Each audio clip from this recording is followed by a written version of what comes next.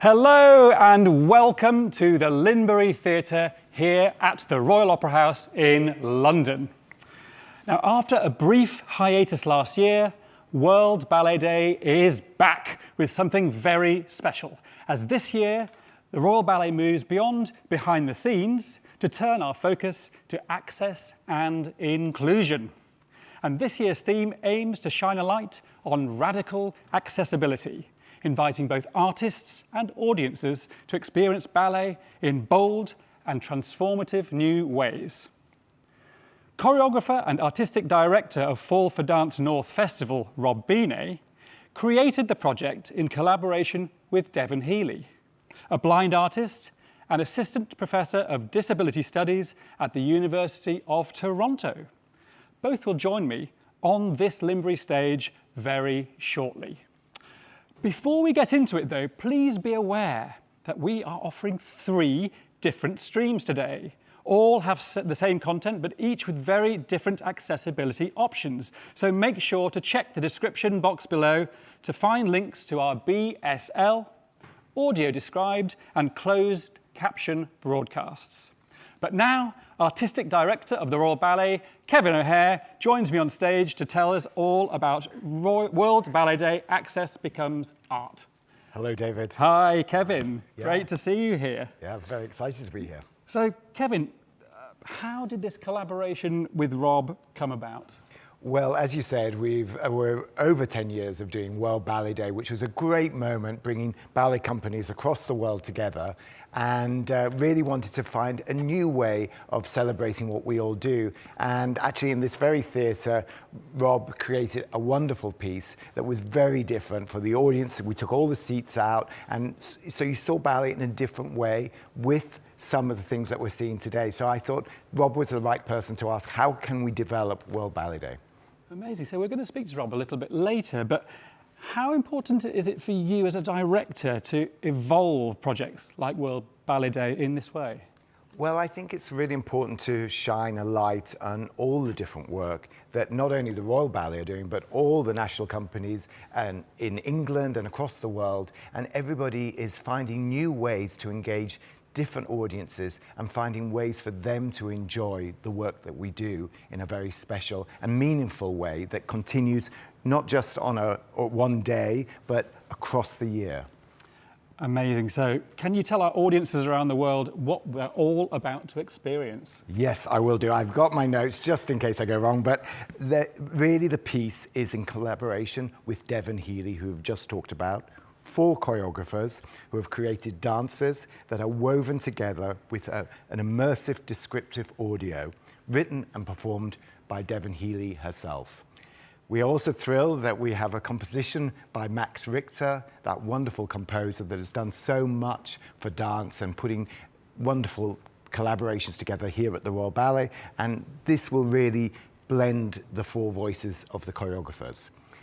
Immersive descriptive audio is really not telling us what we're seeing, it's really allowing blindness to pull us into the unseen experience of movement. And I think that's really important, and that's the beauty of it actually for everybody that's witnessing the performances. So, we're in 4 sections of the piece, and the first dance is choreographed by Bill Malcomson and performed by Tristan-Ian Massa and blind artist Takashi Kikuchi. And then the second section is created by company dancer Rebecca Myles Stewart and performed by first artist Madison Bailey. The third is created by Tyler Peck, who's come especially over from New York to do this, and that's performed by our wonderful principal dancer Marcelino Sambe. And the final section is created by our fantastic resident choreographer Wayne McGregor, and it's performed by 2 dancers from the company, Mariana Zembenhoy and Emil Gooding. Amazing. Thank you so much, Kevin. So, a world premiere for World Ballet Day, music by Max Richter. It's time for Overturning Images. Sunlight. He stands. A bead of sweat. Feel the touch. The sun on skin. Apollo's fingers press hand on chest. The breath soft sunshine moves as rays draw attention west. The heat of contact, touch as an act of listening, touch as an invitation to move. Feel the touch before you go. Yes. Reach. The heel of his hand sweeps his shadow and sets on the arched spine of the sun. He pushes down, thighs brace and draw. Together they pivot and rise, pointed elbows crest, unfurling his wingspan, the bravery of an open heart, the sharing of weight, balance suspended. One torso folds to lengthen the reach of his cool fingers to slide into the warm breath of the sun's hands on his shoulders. Hesitation wanes. Feeling attentive muscles acknowledge and listen. A moment of orientation. Two wrists drop and cross. They rise before him, arms like sunbeams open. Alone. Onto toe tips that rotate, arms crest and cascade. The arc of her open bent leg orbits around her. Toes prick, chest, arms out. An observation of self, bowing into the past. Ribs lift, lungs expand with salt-speckled air. Heels rise, toes bridge and press. Inner thighs, glutes, knees engage, calves. Elevation. Feel the mundane in the look of the impossible. Stepping onto toes that prick. The most fragile parts of you hold so much power. Feet root, soaring into the air. She folds. A harmonic silence. A sense of pride grows, inviting a new light. Confidence leads through a full heart.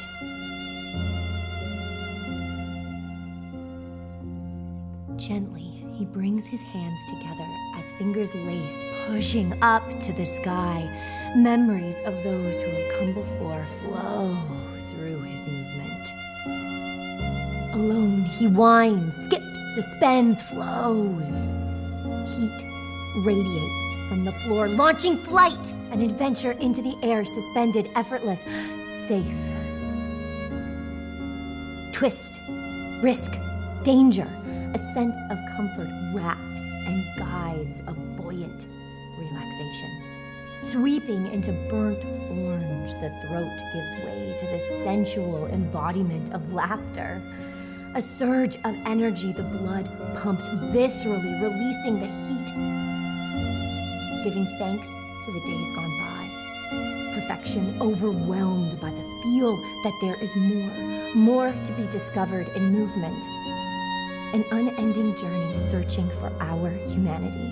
Fingertips gather, curl, and hold. Pulsating.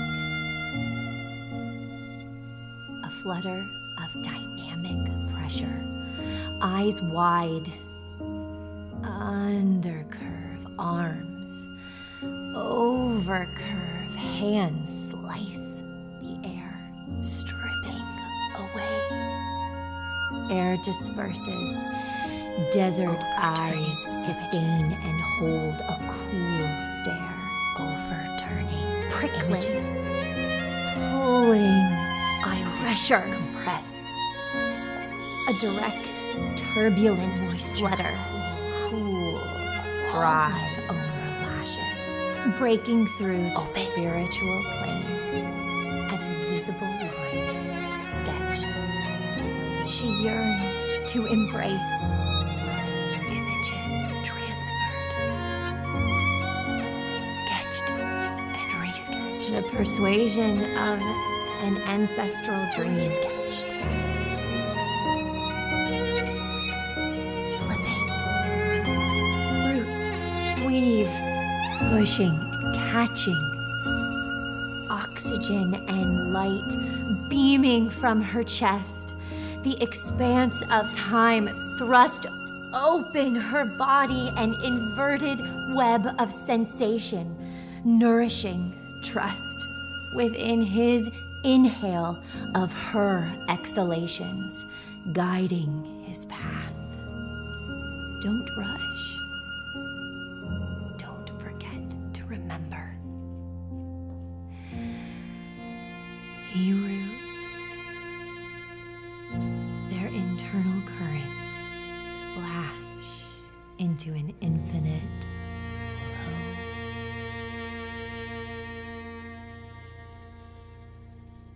flow. Living a small mercy for the soul.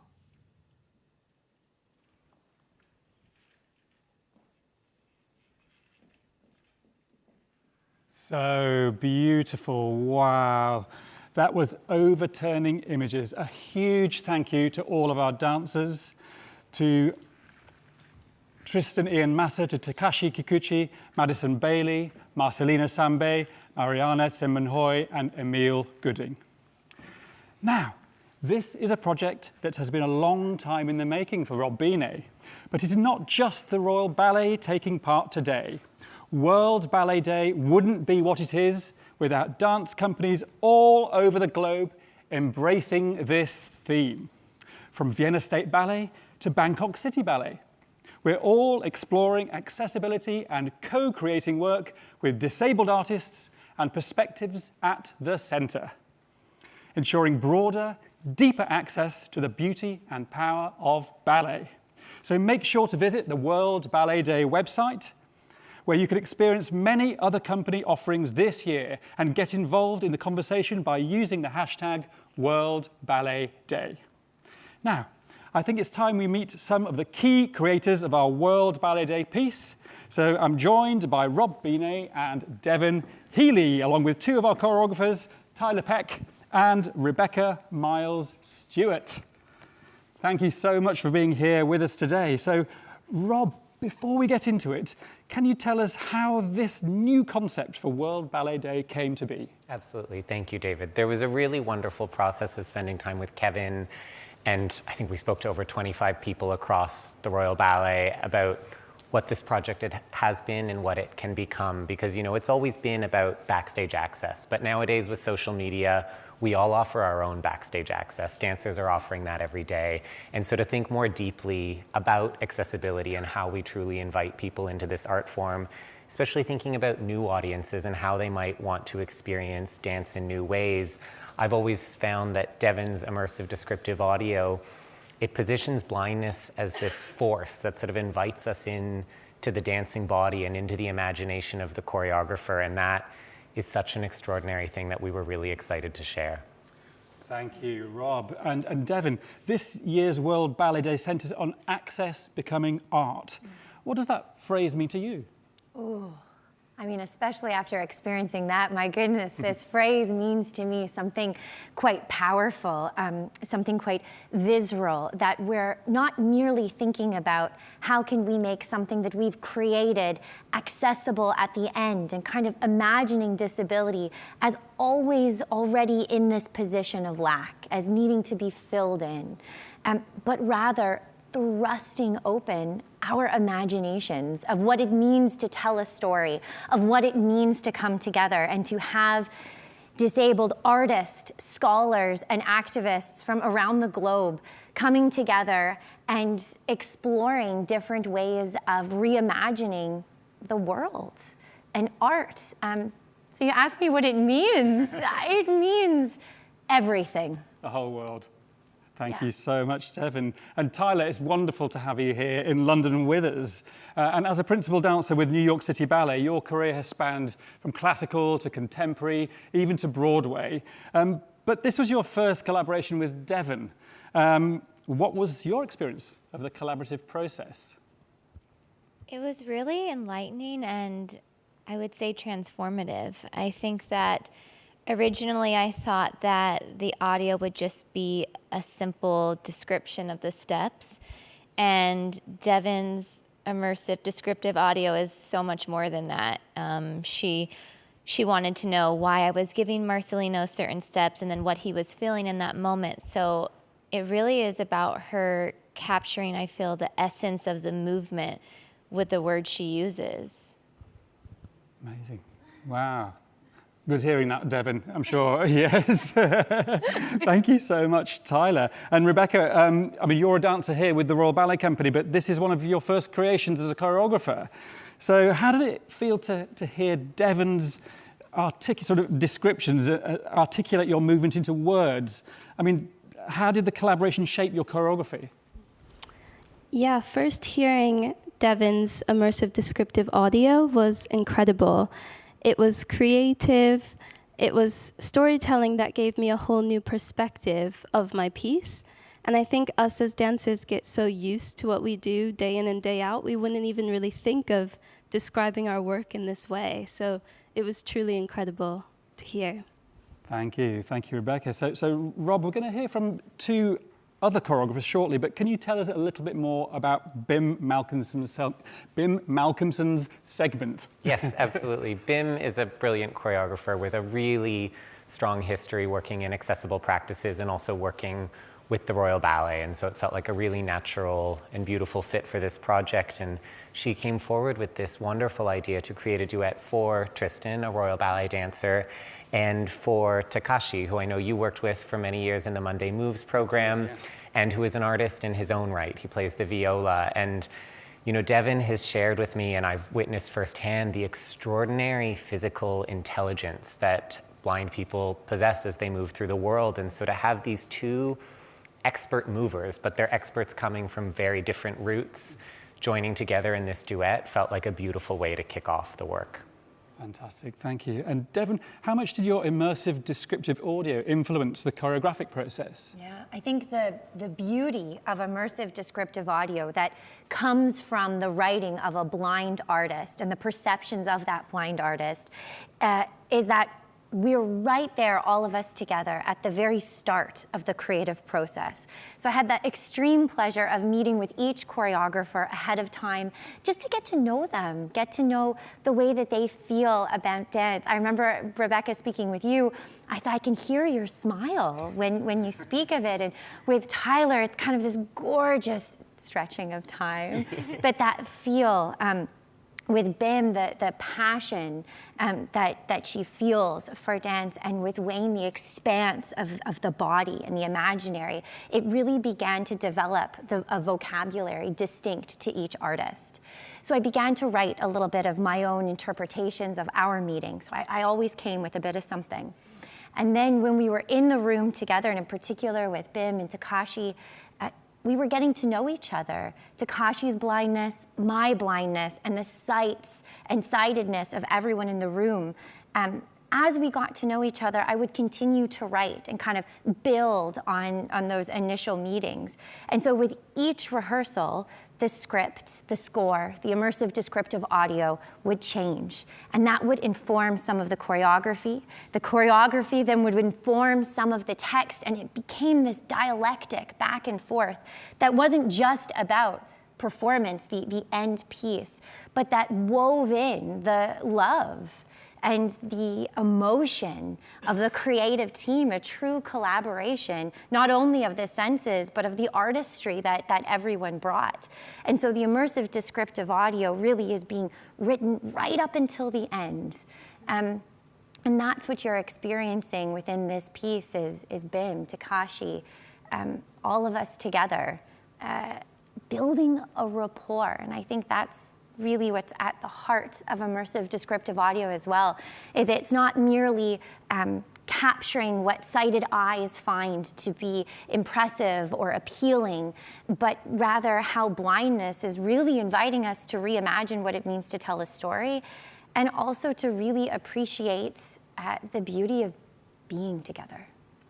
And you just mentioned this notion of dance stretching time, and you were referring to Tyler, and I'm just going to ask Tyler, could you sort of elaborate a bit and tell us how collaborating with Devon sort of allowed you to stretch time in new ways, perhaps? Yeah, I think what was really interesting to me was that I found the stretching and the suspending of time even within her voice, the way she delivers the words, the tone of her voice. And I found myself then wanting to put some of the steps on the actual words as opposed to the music. So in a way, it sort of unleashed me to dig deeper into my choreographer mind. And with Marcelino, I felt like we kind of got to know each other better just by the questions you were asking us. So I felt like, as you were saying, we just kind of as a team went deeper together. And yeah, I loved every moment of it. Yeah. Amazing, thank you. And Rebecca, what do you feel or hope that the dancers themselves might take away from this year's World Ballet Day? I hope that dancers kind of develop a new lens, as I have, for how dance can be described and learned and also choreographed. I think Devon's immersive descriptive audio is such an amazing tool, and it can be used for dancers, for choreographers, and of course for audience members as well. It's incredible. Wonderful. Well, thank you, Rebecca. Thank you to you all. Rob and Devon will be hearing more from you a little bit later. Along with Tyler and Rebecca, of course, Bim Malcomson and resident choreographer of the Royal Ballet, Wayne McGregor, formed the quartet that created this work. And in a short while, we'll have Wayne McGregor with us. But first, let's hear from Bim Malcomson. Bim initially began creating this piece with Takashi Kikuchi and first soloist Leo Dixon a few months ago, but due to scheduling commitments, Leo's not able to do it here today. So a few months ago, we went into the rehearsal studios in Covent Garden to get a special look at the very first few days of their rehearsal process. So we're all here. So let's introduce you to everyone. He's extending his hand. Nice to meet you. This is lovely Devon. My work is very much about people. It's about who I bring into a space and how they take up space together. I often bring people together with very, very different lived experiences. The process for me and how we meet as human beings is as important as what will be seen. I want people to have a voice in the space. I want people to be seen in the space. I want people to be heard in the space. So I'm going to invite you all to tell us something you love. So it could be something you do, it could be something you smell, you feel, you taste. So, Leo. I'm Leo Dixon, and I'm a first soloist with the Royal Ballet Company. I love the fact that my job allows me to use my body every day. I feel like that's a real privilege. It's just something I'm so grateful for. Hi everyone, my name is Devon Heeley and I'm thrilled to be here. I am an assistant professor of disability studies at the University of Toronto, and I've loved getting to know and explore disability. I'm Nate. I'm here to support Devon, scribing what's being said, writing things down, and I love just sitting in the room, watching it happen, being a part of it, and watching everybody do what they do, coming up with these brilliant ideas. Having Devon as part of the project has made me fundamentally think quite differently about even my starting point for making, because as a choreographer, one thinks about a physical manifestation, and in this project, through working with Devon and through conversations with Takashi, this piece is becoming more and more about touch and response to touch.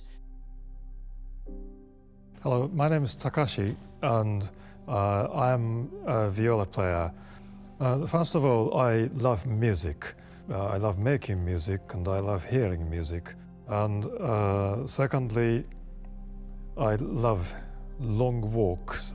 Even though I'm born blind, I really like seeing the world through any other senses. I've been working with him for about 6 weeks now, and we spend as much time moving as we do talking about his experience of being a blind person. You're really brave, Takashi, and I really like that. Oh, That's good. And do you remember when you were talking about going down that street and you didn't know whether you were going to get lost, and you knew where you were because of the feeling of the sun on your skin? Yes. As I said, I love walking, and one day I was lost and I allowed myself to be lost.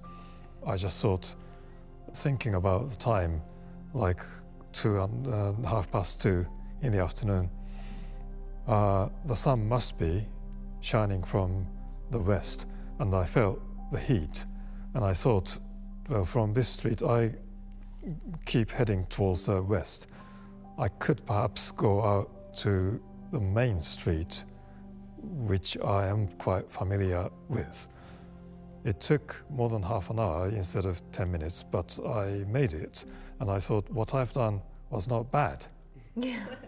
That really stuck with me, that story. So I want to take the image of the feeling of the sun on our different surfaces and the feeling of touch on each other as we develop the work. So you and Leo, I'm going to invite you to walk together, and for me what's really important is that I want Leo to lead sometimes and I want you to lead sometimes. Yeah. Okay? The exciting thing about this process is that blindness is really being engaged as the lead in this exploration, and I've been there as the blind artist alongside them to kind of draw on their rapport building and creating a narrative and poetic description of their exploration. Takashi, what part of your body do you find that you lead with when you move? I feel the air and I feel sound, and I feel a lot of things through my foot. Normally what happens is somebody else leads Takashi through the space, and I really want to shift that dynamic around. This really made me think about who is leading in this work. I think blindness offers us a new engagement with the world and the body, and Takashi is bringing a new pathway into the body that opens up different movements and expressions. And I think that what Takashi is really inviting them to do is to feel their bodies in movement, to feel the world around them. As dancers, we are trained to touch, not really feel the touch, and then off we go. And this is something that Takashi is really bringing into the work. How he navigates a lot of the world is through touch. So I'm really bringing attention to where that touch is, what that touch feels like. So there's really a time to really recognize that before we move into space. So what we would normally do is we'd go like this, you'd move, touch, we'd move, we wouldn't acknowledge it. So what I'm asking, what I think is great about this is it gives you the time to really acknowledge what that feels like. And then you make a choice whether you want to move towards it or away from it. So typically when we think of dance, we tend to think of it as a visual experience. And so then when we think of access, questions typically come at the end of that process of questions of, well, how can we include blind audience members into this visual feast? That approach tends to place blindness in the position of lack, as needing to be filled in on what sighted creators, sighted dancers are expressing. I'm feeling the link between my arm and Leo's hand, which is gentle but certain.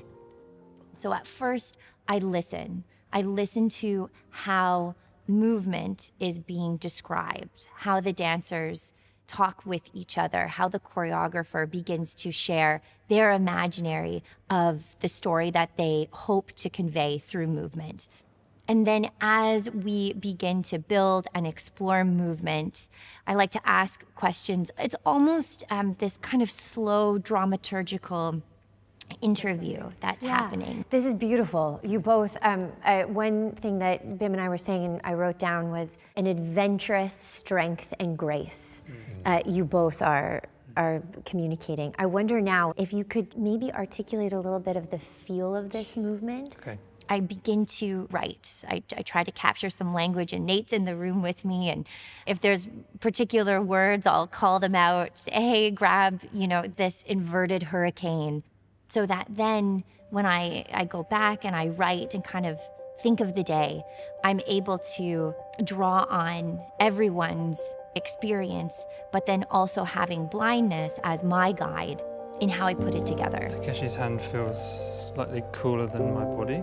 And so my hope with immersive descriptive audio is to feel that presence of blindness and listen and allow blindness to open up new pathways into dance, into what it means to tell a story.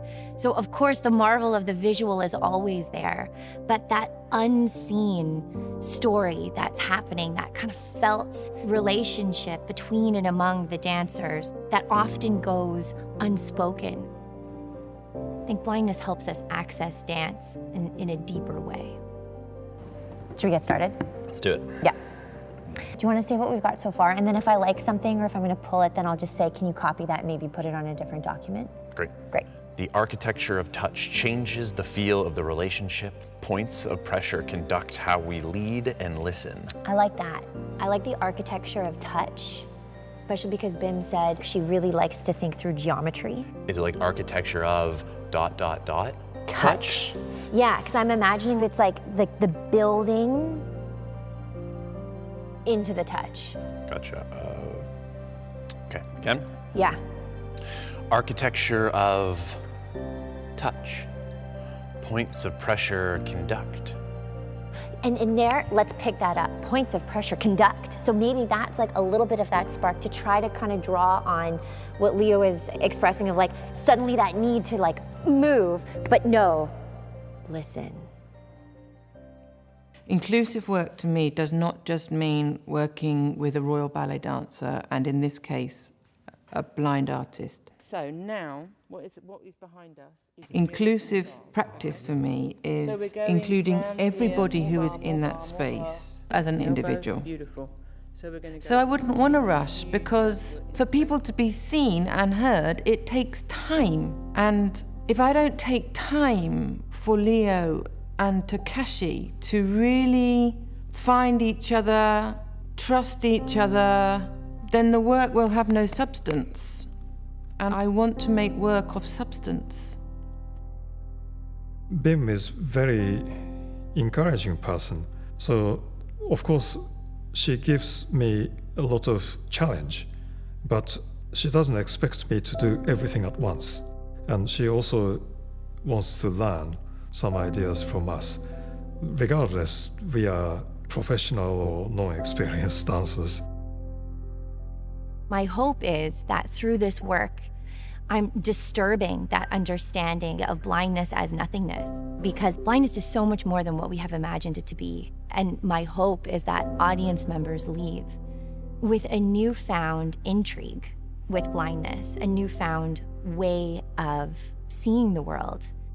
It is great if we could share the beauty of feeling the ability together with the audience, rather than focusing on disability.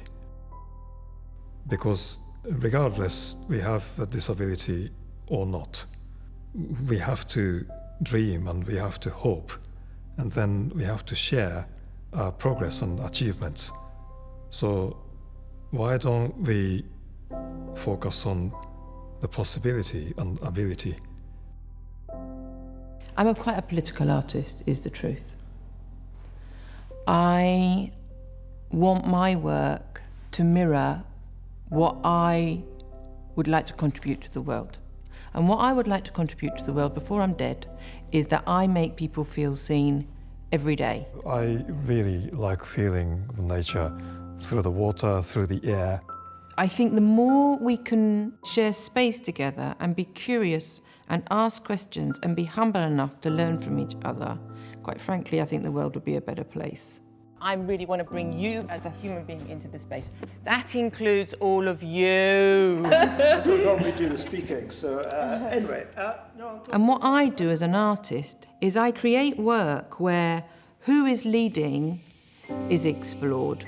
Yeah, and I want you to feel like you've got sunshine. Like how we can learn from each other is explored.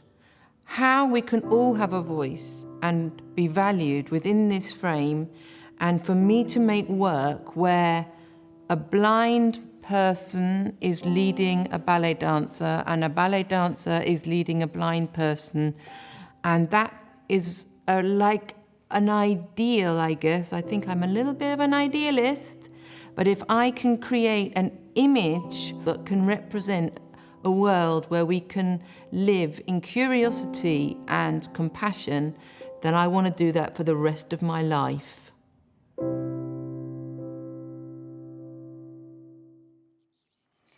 Bim Malcomson on her artistic vision.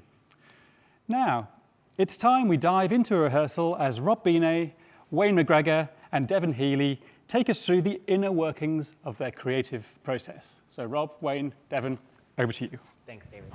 So at the end of our last rehearsal, you two had this really beautiful conversation about the action verbs that sit within the immersive descriptive audio. And Wayne, you used the metaphor of a flip book and how we see every frame along the way, but we never get stuck on any frame as it goes, and nothing is more important than the other, and really encouraged Devon to sort of color her way in and out of each action. And I know, Devon, that was really pivotal in your thinking about the immersive descriptive audio for Wayne's duet.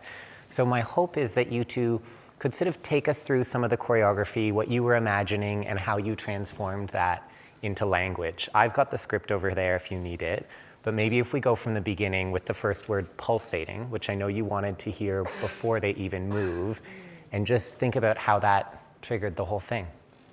Yeah. Thank you. Wayne, when you were speaking, it really made me think about the culture of vision, and like the act of the eye in the midst of trying to see, trying to capture an image, to see it all, and like that pull of the eyelids, and the feel of air kind of beckoning us, reminding us, blink, blink. And I think that's the bit of the body saying, there's more, I'm here, listen to me. And so I wanted to begin with that sensation of pulsation, of the book opening, the pages before our eyes, the feel of the air, and kind of that beckoning into blink. And in that moment of blinking, I thought, oh, then we're in your world. There was a problem with your mic. Why, thank you. So that was my beginning with Pulsate, and I know that you had really encouraged me to think about moving into a description of action and not thinking of the move as kind of the point of focus. I think it's so interesting, that idea of how we build images and where we build images from, right? And I think one of the things that we were exploring is to think about this work in process. So how is it that a choreographer imagines both in their head and outside of their head in relationship to dancers? How is it that they pick out kind of visual images, but also, as importantly, how they pick out acoustic images that bypass the visual system? And more so with dancers, how they pick out kinesthetic images, these images that we hold within our body, that the body just knows what to do. And I think one of the beautiful things about having you in the room is that your choreographic process is this beautiful balance between the poetic and the literal in some way, a way of trying to capture what is happening, but also allowing us to open our imagination in a really interesting way. And I think, for those at home, what we were doing in the studio is just starting with an idea. I was flipping in my mind between an invisible city, so a city that I was continually updating my imagination with, flipping that with these objects of nature inside the city. And I was just flipping between those. And I was offering something to you guys, and then we found a way of developing language, and then you would stop us and interrupt us and talk to us and ask us questions. Yeah. Right, so should we have a little go at that? Let's do it. What do you think? Do you want to do something that we already made, or should I make something else? Ooh. Maybe make something else, do you Let's think? make something else. Okay, great, yeah. Yeah, This let's do more, something more new. alive. Yeah. What do you think? Sorry. Okay. Let's just do something. Can you just both hold hand one on top of the other? So one on top of the other. I want you to do a little undercurve just underneath there like that. Form. And then Emil, can you touch Mariano just on the top of the shoulders? Yeah, just the top of the shoulders. And then can you just feel a real fatness between you? A real fatness between you. Yeah? Okay, great. Let's have a quick look at that. So this is how we'd start. I'm flipping images. Devon is watching. Fum, fwam.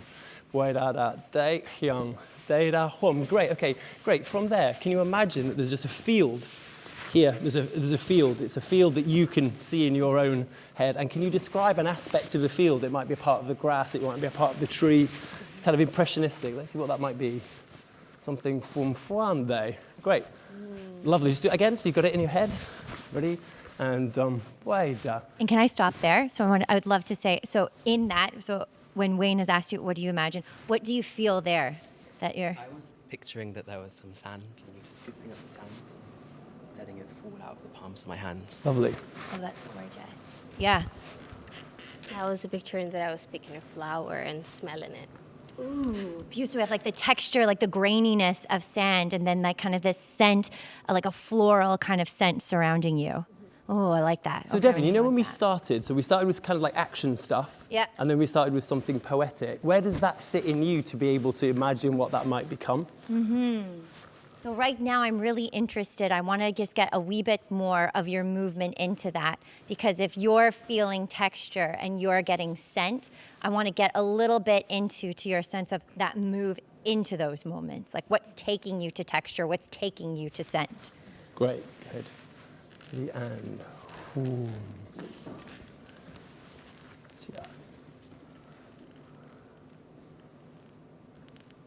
Lovely, lovely moving.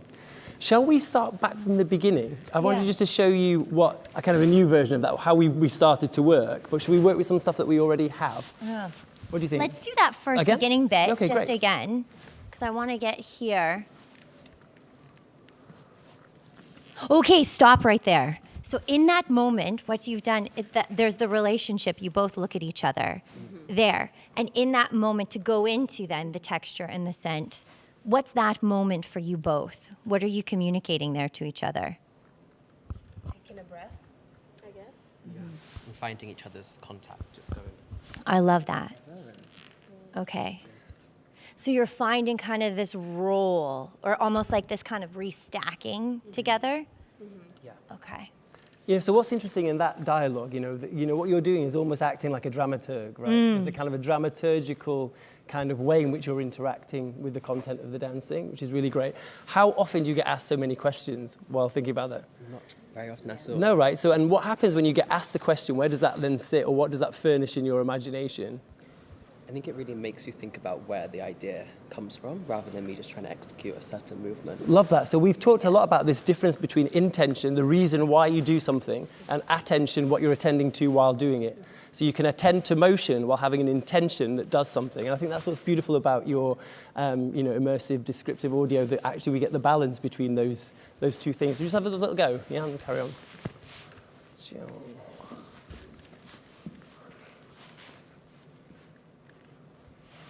Texture, sand dripping, falling. The scent of roses swirls around her. Look. Lovely. Devon, is that very instinctive when you do that? It is, yeah. Because I try to feel, like I can feel in the floor, I love this floor, when you move. And each step that you take, you have a different intensity. And even Wayne, you have your own step too. And that was quite a privilege to be in the rehearsal studio with you both, because I could kind of get a feel of your move and when you were excited. There was a moment when I would ask a question, I'd be like, Wayne, what are you thinking?